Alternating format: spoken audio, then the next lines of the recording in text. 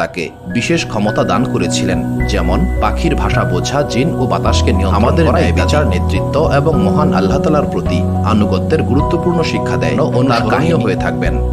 সুলাইমান আলাইহিস সালাম তার জীবনে বিপদ বিশ্বাসঘাতকতার নিকট পৌঁছালো। তিনি অনুভব করলেন এই সিদ্ধান্তে কোনো কিছু একটা গোলমাল রয়েছে, বিশাল সম্ভাবনা দেখতে পেয়েছিলেন। সুলাইমান আলাইহিস সালামের সঙ্গে তিনি প্রায়ই শক্তিশালী এবং অভিজ্ঞতায় পরিপূর্ণ। দাউদ আলাইহিস সালাম বললেন, রাজত্ব শারীরিক, কারণ এটা মহান আল্লাহ তাআলার পরীক্ষা। অন্যদিকে আবু সালম যখন জানার জন্য এসেছিলেন, আবু সালম নরম সুরে বলল, আপনার সমস্যার কথা বলুন। কৃষক তার সমর্থকদের বলল, যখন তোমরা সিংগার আওয়াজ শুনতে পাবে তখন জামায়াত, আমি এই পবিত্র ভূমিতে রক্তপাত চাই না। তিনি তার অনুগত অনুসারীদের দিলেন। প্রাসাদে রওনা হওয়ার আগে তিনি সেনাবাহিনীকে বললেন, যখন তোমরা আবু সালমকে খুঁজে পাবে।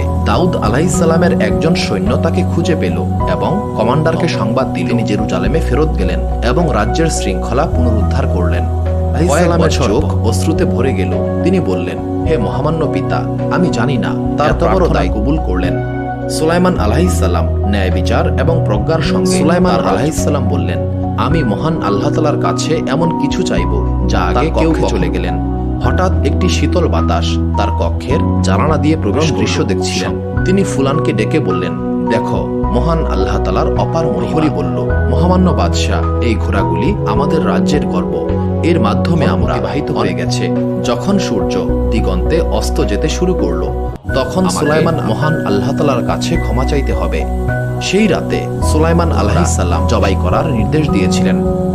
পরের দিন সুলাইমান আলাইহিস সালাম আল্লাহর বিশ্বস্ত কোনো কিছু ত্যাগ করি, তবে তিনি এর চেয়েও ভালো নিয়ামত দিয়ে তা প্রতিস্থাপন করেন। আলাইহিস সালাম বলেছেন, নিশ্চয়ই তুমি মহান আল্লাহ তাআলার ভয়ে কোনো কিছু ত্যাগ করলে যাতে সুলাইমান আলাইহিস সালাম এবং তার সেনাবাহিনী অজান্তে তোমাদের পদদলিত না করে প্রশ্ন করলেন, মহামান্য বাদশাহ, সামনে কোনো বিপদ আছে কি? সুলাইমান আলাইহিস সালাম বললেন, মহান আল্লাহ তাআলার এমন একজন বান্দা যিনি অহংকারী নন। চলো আমরা দোয়া কলের সামনে যেন স্থাপন করতে চাই। মহান আল্লাহ তাআলা সুলাইমান আলাইহিস সালামের এই প্রার্থনার বিভিন্ন প্রান্ত থেকে প্রাণীকুল আসতে শুরু করলো। আয়োজনের স্থান হাতি এবং গণহান আল্লাহ তাআলা সুলাইমান আলাইহিস সালামকে জিজ্ঞাসা করলেন, হে সুলাইমান, প্রথমে কোন তার প্রস্তুত করা সমস্ত খাবার শেষ করে ফেলবে। তিনি আরো খাবার প্রাণীকুলের প্রয়োজন মেটাতে সক্ষম। মহান আল্লাহ তাআলা পবিত্র কোরআনে বলেছেন, একটি বিশাল কার্পেটে চড়ে তার বিশ্বস্ত কয়েকজন সঙ্গী সহ রওনা দিলেন।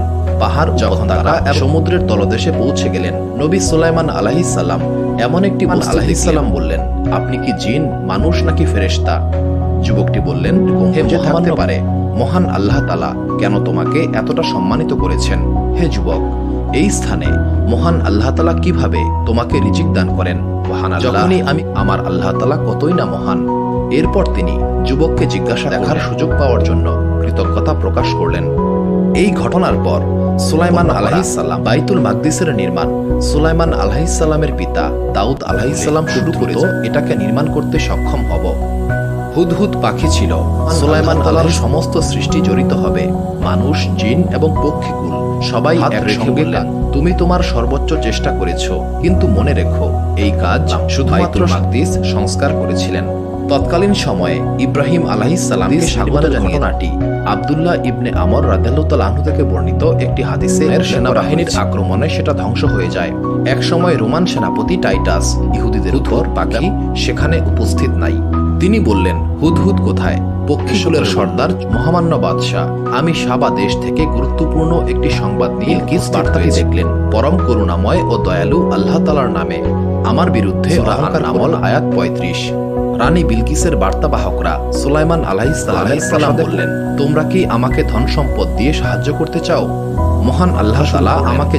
রানী বিলকিসের আগমনের খবর শুনে সুলাইমান আলাইহিস সালাম তার মন্ত্রীদেরকে ডাক করতে পারবে, এবং সেটা বিলকিসের আগমনের পূর্বেই। সূরা আন-নামল জাঁকজমকপূর্ণ ছিল। প্রাসাদের মেঝে ছিল স্বচ্ছ কাচের তৈরি, এর নিচে পানি প্রবাহিত না তার হৃদয়কে খুলে দিল। তিনি বললেন, হে আমার রব, নিশ্চয়ই সুলাইমান আলাইহিস সালাম তার নামাজের কক্ষে প্রবেশ করলেন। এই স্থানে তিনি প্রায়শই একাকী। সেই কক্ষে সুলাইমান আলাইহিস সালাম বসেছিলেন। হঠাৎ তিনি দেখলেন একটি করেছিলেন, তিনি তার লাঠিতে ভর দিয়ে দাঁড়িয়েছিলেন। চোখ বন্ধ করে মহান আল্লাহ তাআলার সঙ্গে বললেন, আমি প্রস্তুত। আমি মহান আল্লাহ তাআলার এক নগণ্য দাস মাসাল্লাম, একজন অসাধারণ বাদশাহ। তিনি বিশ্রাম ছাড়াই অনেক সময় দাঁড়িয়ে থাকতে পারেন নাই। অন্যজন তারা তখনও জানতো না সুলাইমান আলাইহিস সালাম ইন্তেকাল করেছেন। তার দাঁড়িয়ে থাকারা তাদের কাজ বন্ধ করে দিল। তারা বুঝতে পারল যে তাদের জ্ঞান আরো ভালোভাবে বুঝতে পেরেছিল যে নবী সুলাইমান আলাইহিস সালামের ক্ষমতা ছিল মহান আল্লাহ তাআলার দেওয়া। সুপ্রিয় দর্শক মণ্ডলী, প্রতিদিন নতুন নতুন ভিডিও পেতে আমাদের চ্যানেলটি অবশ্যই সাবস্ক্রাইব